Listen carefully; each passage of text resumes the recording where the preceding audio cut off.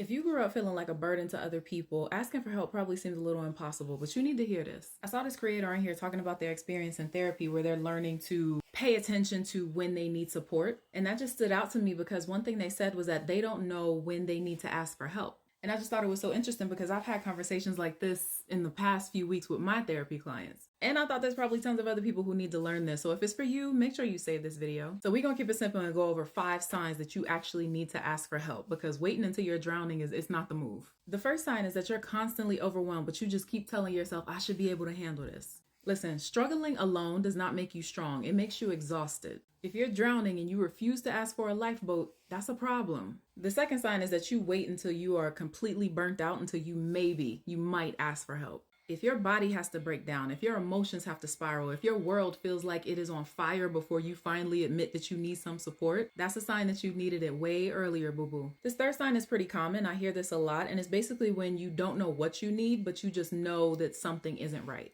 It's like you feel off or you feel stuck. It's like you know that something is wrong mentally or emotionally, but instead of reaching out for help, you just be like, nah, I'll thug it out. I'll figure it out on my own. And I'm gonna hold your hand when I say this. If you could figure it out alone, you would have done it by now. The fourth sign is that you feel guilty for even thinking about asking for help. Hear me when I say this. You are not a burden because you have needs. Say that out loud and put it in the comments. I am not a burden because I have needs. I am human. Tattoo it on your forehead if you need to. The last sign is really common too. I see this a lot. This is where you'll ask for help, but only if it's for the benefit of somebody else. You advocate for your coworkers, you stand up for your friends, you go hard for your family, but when it comes to you, crickets. You deserve the same care and energy that you give to everybody else in your life. So if any of that struck a nerve, good. Just know that you don't have to do everything alone. I had to learn that the hard way, so I'm making this video so you don't have to. When you are practicing learning how to ask for support and help, start small. It don't have to be this whole big thing. Text a friend, talk to a family member or a supportive friend that you have. Get in a supportive community. If you don't have one, I run self-care coaching groups every single month, and there's a whole community there of people that are on the same journey as you, but you deserve help just as much as anybody else. You have to give that to yourself.